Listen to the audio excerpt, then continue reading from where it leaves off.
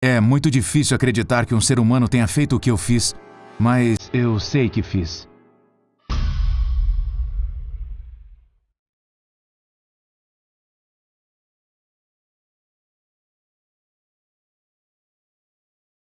Com essas palavras, Jeffrey Dahmer enfrentou a sentença do júri que o condenou a mais de 900 anos de cadeia.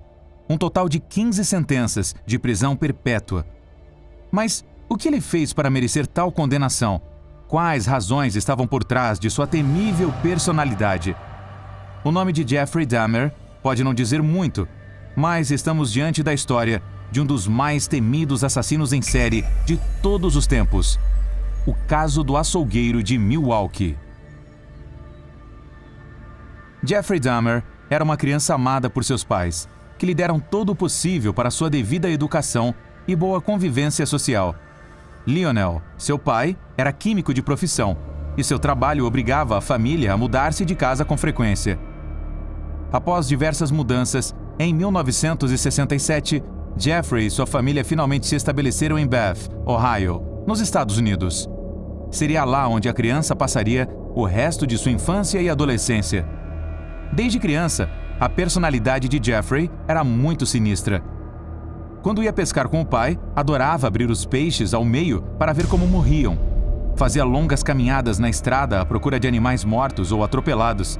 Levava-os para o quintal e os abria para ver como eram por dentro. Ele até tinha vários tipos de insetos no formol.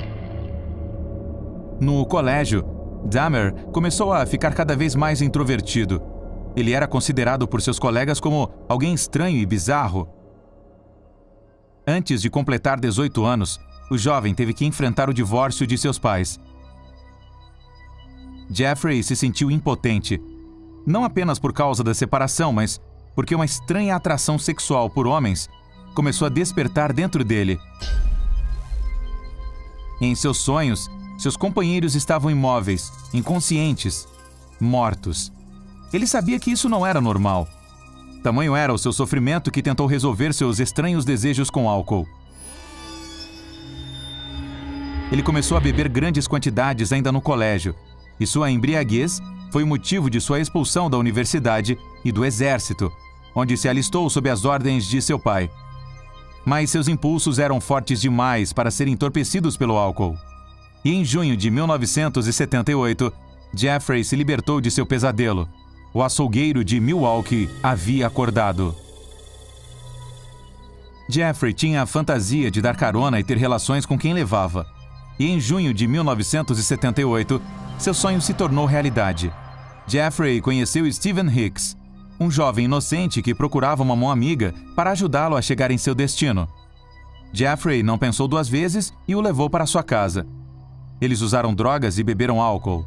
Mas Jeffrey logo começou a notar que Stephen não estava interessado nele. E quando Stephen quis ir embora, ele não suportou a rejeição. Pegou uma barra de ferro e o golpeou na cabeça. Depois matou e o estuprou. Jeffrey o desmembrou, colocou em alguns sacos plásticos e os colocou em seu carro para ir ao aterro jogá-los fora. Estava nervoso e o velocímetro de seu carro pôde notar. Seu pé direito pisava fundo no acelerador. Seu coração quase saía do peito. E, de repente, o pior aconteceu. Era a polícia. Jeffrey parou o carro. "O que tem nas malas do banco de trás?" "Lixo", Jeffrey respondeu rapidamente. O agente hesitou por um momento. "Pode continuar, mas não sem a multa correspondente. Da próxima vez, dirija corretamente dentro de sua faixa." E assim ele se livrou da polícia. Tão simples, tão rápido. Ele não pôde nem acreditar. Isso o deixou pensativo. Jeffrey decidiu voltar para casa com os restos do cadáver e o levou para o porão, exceto a cabeça, que levou para o banheiro do segundo andar. Lá ele lavou e a apoiou no chão para se masturbar. Mais tarde ele levou de volta junto com o resto do corpo e manteve as partes do cadáver em uma tubulação na casa. Após seu primeiro assassinato, Jeffrey Dahmer se sentiu culpado e assustado. Ele tentou suprir seus desejos sexuais homicidas indo à igreja, abandonando o álcool e permanecendo em estado de celibato. E ele conseguiu, pelo menos por enquanto. O que explica o motivo de quase 10 anos se passarem até seu próximo crime.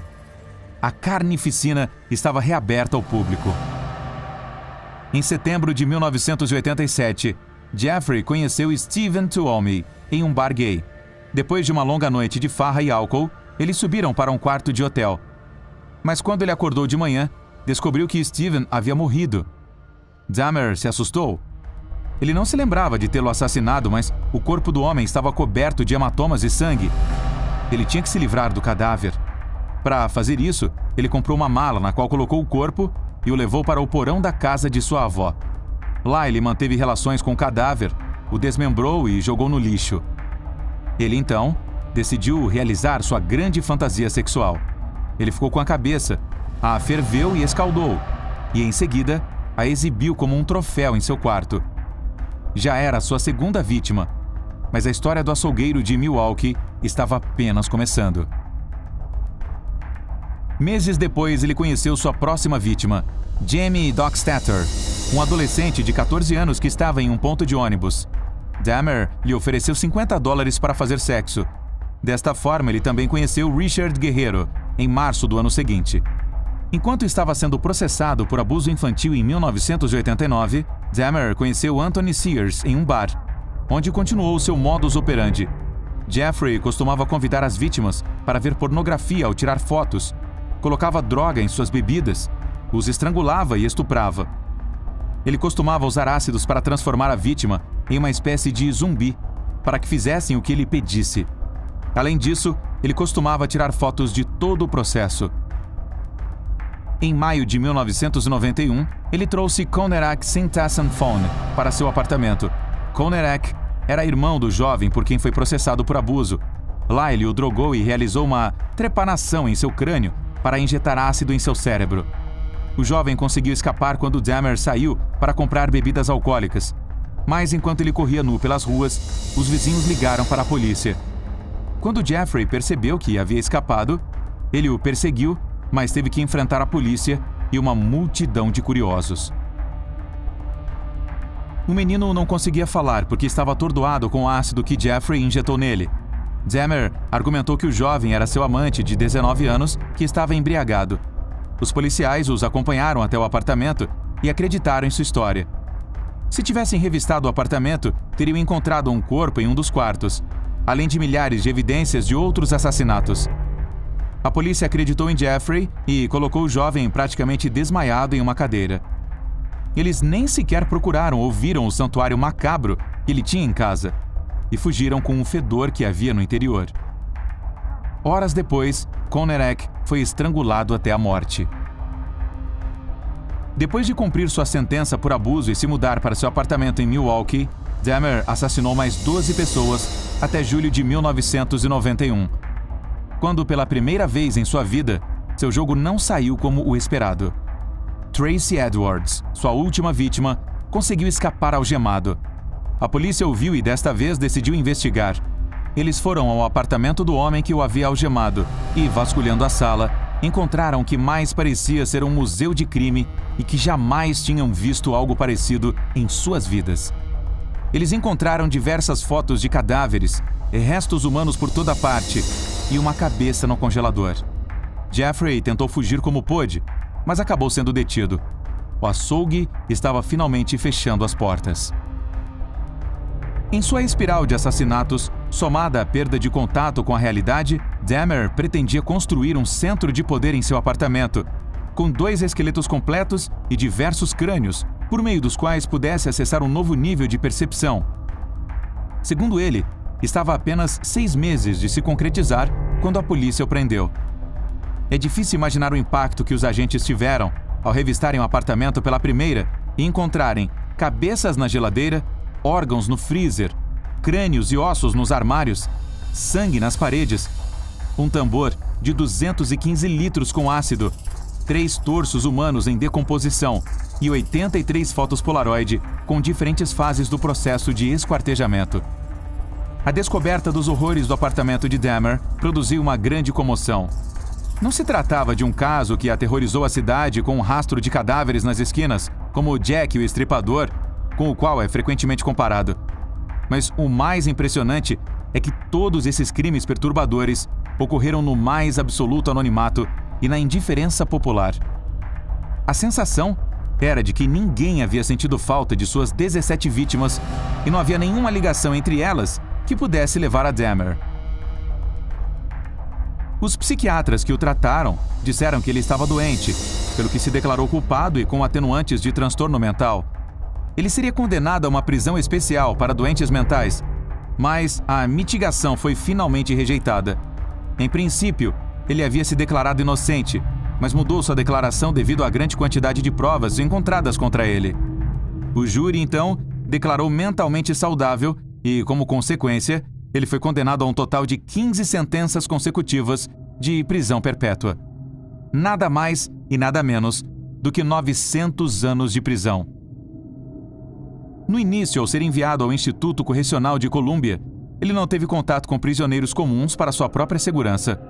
Mas ele pediu às autoridades para ter mais relações com os outros presos. Então começou a comer com eles e fazer algumas tarefas de limpeza. Em 28 de novembro de 1994, ele estava limpando junto com Jesse Anderson, um condenado que havia assassinado sua esposa e culpado um homem negro pelo crime. A combinação de presos presentes naquele momento era muito perigosa, gerando uma grande briga na qual Dahmer e Anderson ficaram gravemente feridos. Um derramamento de sangue ao qual nenhum deles pôde sobreviver. O açougueiro de Milwaukee havia chegado ao fim. Jeffrey Dahmer era descrito por seus vizinhos como alguém amigável, estranho e solitário, mas que não mexia com ninguém. Ele sempre cumprimentava ou conversava caso surgisse algum assunto. Dahmer era um homem muito educado, falava com calma e exibia um carisma raro. Além disso, ele tinha uma aparência física bastante atraente. Ele era alto, loiro, de olhos azuis e em boa forma física.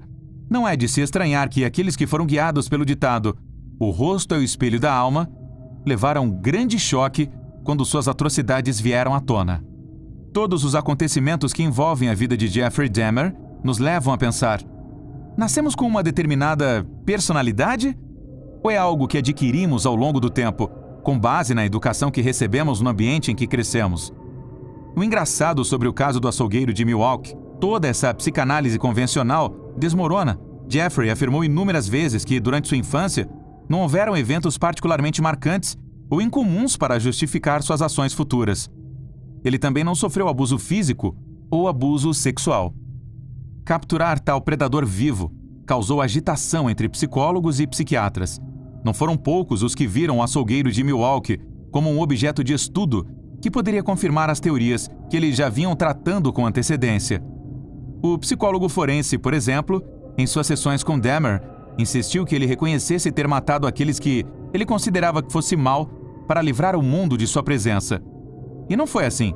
Dahmer reafirmava: não sentia nenhuma raiva particular, nem culpava seus pais ou a sociedade. Muito menos sabia de onde vinham suas fantasias macabras que o levaram a matar.